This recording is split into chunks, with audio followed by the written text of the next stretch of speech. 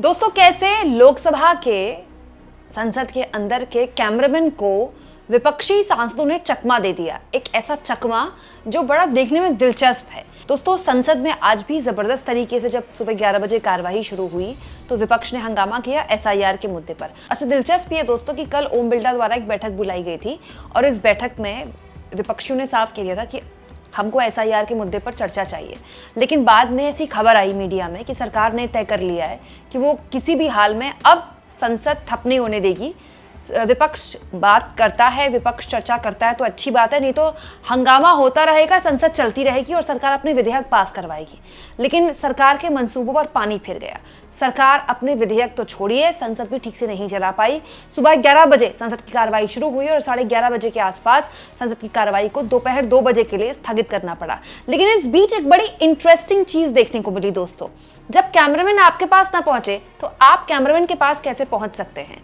दोस्तों, प्रधानमंत्री नरेंद्र मोदी और ज्ञानेश कुमार, मुख्य चुनाव आयुक्त ज्ञानेश कुमार को लेकर ऐसे पोस्टर्स आज संसद में लहराए गए कि आप देखेंगे तो वाकई में हैरान होंगे। और ज्ञानेश कुमार देखेंगे दोस्तों तो उनको भी बुरा लगेगा। शायद देश के इतिहास में वो पहले मुख्य चुनाव आयुक्त होंगे जिनके लिए ऐसे पोस्टर्स लहराए गए। देखिए दोस्तों, संसद के बाहर मकर द्वार पे रोज की तरह इंडिया गठबंधन ने कुछ इस तरह से विरोध किया। इस विरोध में सोनिया गांधी मौजूद थी, प्रियंका गांधी मौजूद थी, इसके अलावा तमाम इंडिया गठबंधन के सांसद मौजूद थे, टीएमसी, समाजवादी पार्टी और इसके अलावा डीएमके के सांसद यहाँ पर थे। क्योंकि एक मुश्त तमाम जितने भी दल हैं वो चाहते हैं कि इस मामले में बहस हो, क्योंकि ये अब देश भर में होना है और तमाम इंपॉर्टेंट चुनाव अब होने हैं, क्योंकि ये दल चाहते हैं कि हर लिहाज से इस पर बहस हो जाए। लेकिन सरकार बहस को तैयार नहीं है और इसीलिए आज कुछ इस तरह से पोस्टर्स लेकर संसद के अंदर दाखिल हुए विपक्षी सांसद। देखिए इन पोस्टर्स में क्या बना हुआ है। प्रधानमंत्री और ज्ञानेश कुमार, इनकी तस्वीरें इस पोस्टर में बनी हुई हैं जिसमें ज्ञानेश कुमार यस सर कहते हुए दिखाई दे रहे हैं और पीएम कहते हुए दिखाई दे रहे हैं डू सर। मतलब पीएम कह रहे हैं do SIR, special intensive revision, जिसको लेकर ये पूरा बवाल हो रहा है। और उसके जवाब में ज्ञानेश कुमार कह रहे हैं यस सर। मतलब ज्ञानेश कुमार मोदी को जवाब दे रहे हैं यस सर। तो ये एक मजाकिया पोस्टर न केवल संसद के बाहर बल्कि संसद के अंदर भी लहराया गया। आप कहेंगे संसद के अंदर कैसे लहराया गया, संसद का कैमरामैन तो दिखाता ही नहीं है। तो दोस्तों, उसकी काट आज किस तरह से संसद के अंदर विपक्षी सांसदों ने निकाली, ये मैं आपको दिखाती हूँ। बड़ा दिलचस्प ये वीडियो है। 11:08 के आसपास दोस्तों विपक्ष जब लगातार हंगामा कर रहा था और ओम बिरला लगातार कार्रवाई चलाने की कोशिश कर रहे थे, विपक्षी सांसदों को एज यूजुअल संसद के कैमरामैन ने नहीं दिखाया। तो विपक्षी सांसदों ने क्या तरकीब निकाली देखिए दोस्तों। जो भी फ्रेम संसद टीवी में जा रहा था, विपक्षी सांसद उसी फ्रेम में जाकर पोस्टर दिखा रहे थे। देखिए तरकीब। अच्छा, कैमरामैन भी बड़ा चालाक है संसद टीवी का। उसने क्या किया, कैमरामैन ने उसने जो फ्रेम है उसको क्लोज करना शुरू कर दिया, मतलब जूम इन करना शुरू कर दिया ताकि ये पोस्टर जो है कट जाएं।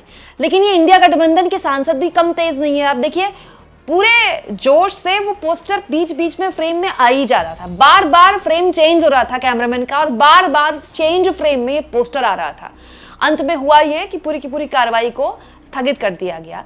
और इसके बाद दोस्तों जब संसद चली तो जबरदस्त तरीके से हंगामा हुआ। हालांकि सरकार को ये लगा था कि वो संसद चला लेगी, लेकिन वो नहीं चला पाई और आखिरकार 2 बजे के लिए संसद की कार्रवाई को स्थगित करना पड़ गया। देखिए ये पूरा हंगामा जब हो रहा था तो किस तरह से जो विपक्षी सांसद थे वो ये जानते थे कि कैमरामैन उनके पास नहीं आएगा, कैमरामैन उनको दिखाएगा भी नहीं, तो कैसे खुद कैमरामैन के फ्रेम में विपक्षी सांसद ये पोस्टर्स लेकर आ रहे थे। आप सदन नहीं चलाना चाहते हैं, सदन को नियोजित तरीके से, योजनाबद्ध तरीके से आप बाधित करना चाहते हैं। मैंने प्रयास किया सदन को चलाने का, माननीय सदस्यों का समय होता है, लेकिन आप को कई बार आग्रह करने के बाद भी आप संसद की गरिमा और मर्यादा को गिरा रहे हैं।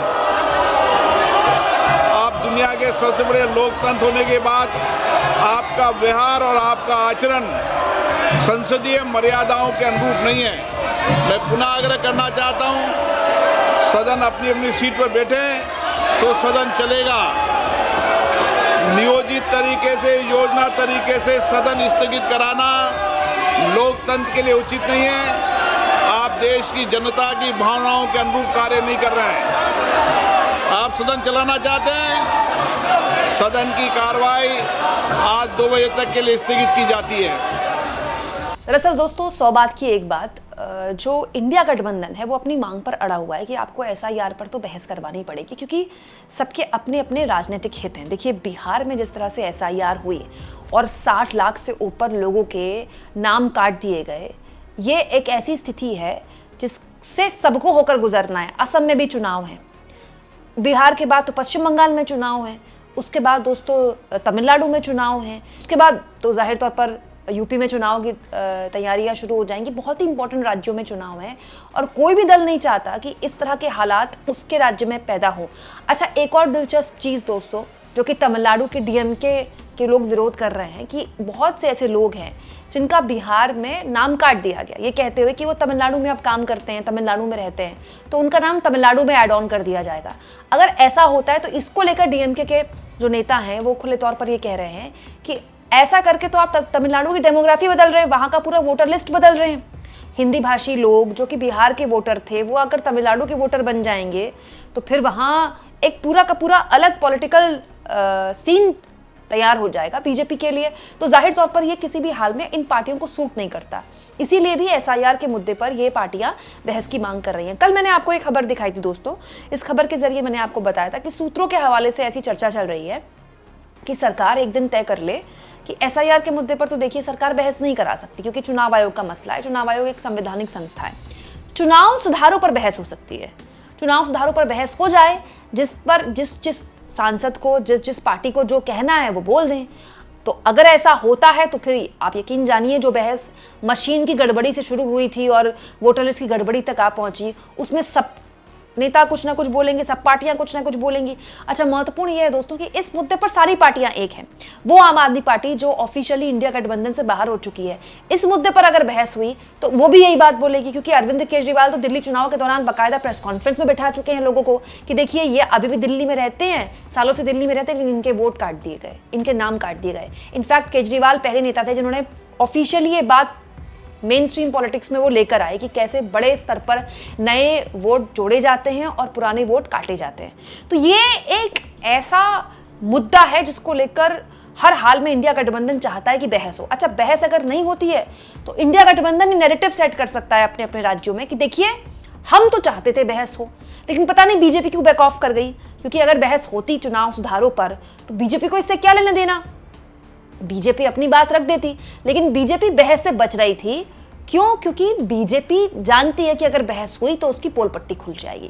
लेकिन बात यहाँ पर केवल दोस्तों पॉलिटिकल माइलेज की नहीं है, ये एक पूरा नैरेटिव है जो विपक्ष सेट कर रहा है। अभी राहुल गांधी को दोस्तों कर्नाटक में एक बड़ी प्रेस कॉन्फ्रेंस से कार्यक्रम करना है जिसमें वो कथित तौर पर जो वो दावा कर रहे हैं कि उनके पास एटम बम है, चुनाव आयोग के खिलाफ 100% प्रूफ वो देश के आगे रखेंगे।